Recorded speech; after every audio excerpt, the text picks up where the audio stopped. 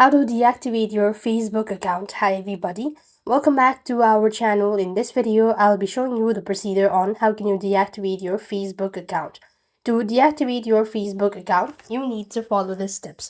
So what here you need to do is actually to deactivate your Facebook account, you need to open up your Facebook app first thing first, and on the next field, you want to make sure to tap on the menu bar at the top right hand side corner of your screen and click the gear icon from the top right once again.